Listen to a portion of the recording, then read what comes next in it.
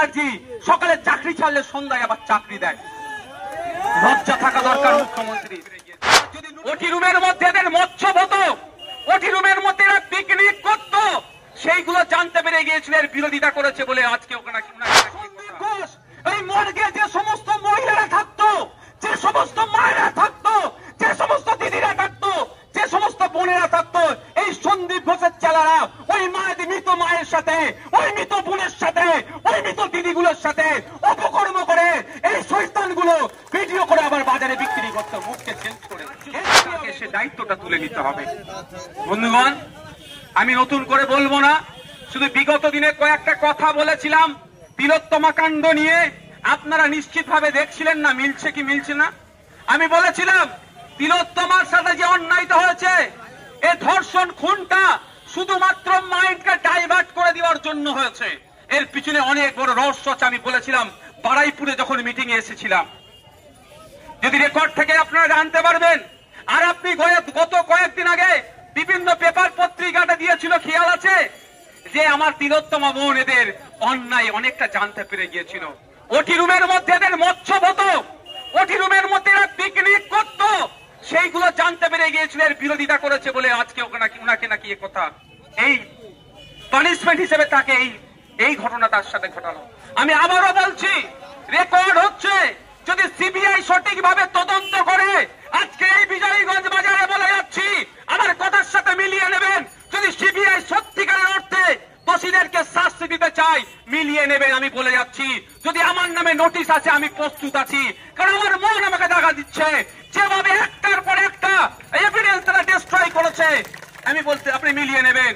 তার আগে বলে দিচ্ছি, আপনারা দেখেছেন কি সুপ্রিম কোর্টে নাকি আমাদের সিবিআই যারা মামলাটা দেখছে মাত্র 27 মিনিটের একটা ভিডিও ফুটেজ পুলিশের পক্ষ থেকে দিয়েছে।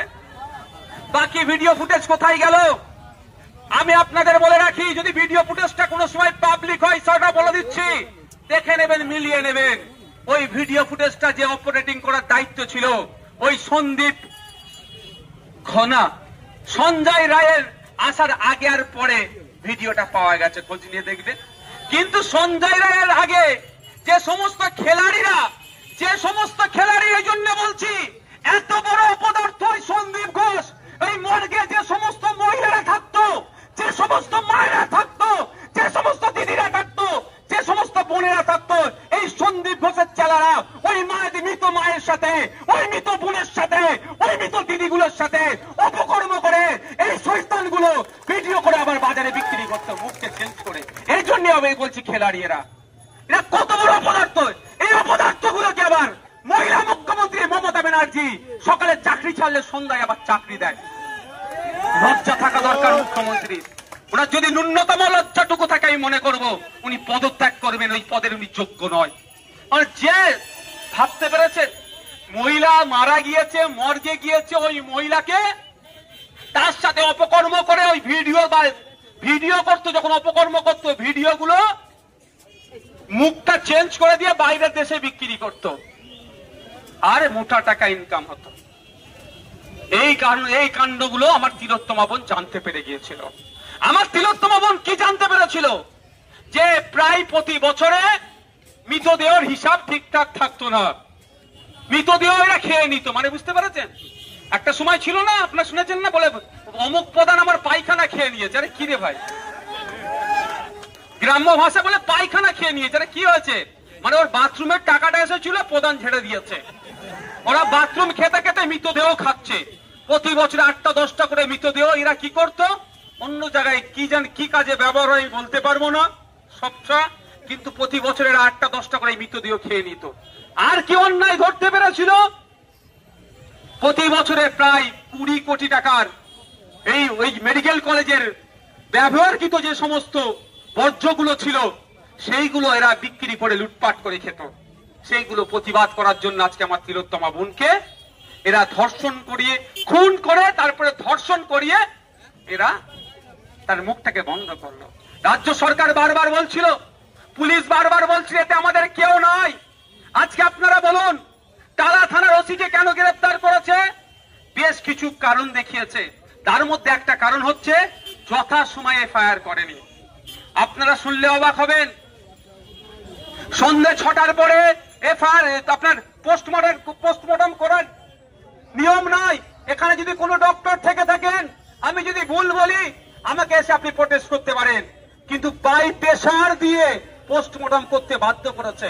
ওখানে একজন সম্ভবত প্রাক্তন কাউন্সিলর তৃণমূলের, সে কথা বলেছে যদি পোস্টমর্টম না হয় তাহলে নাকি রক্তের বন্যা বইয়ে দেবে।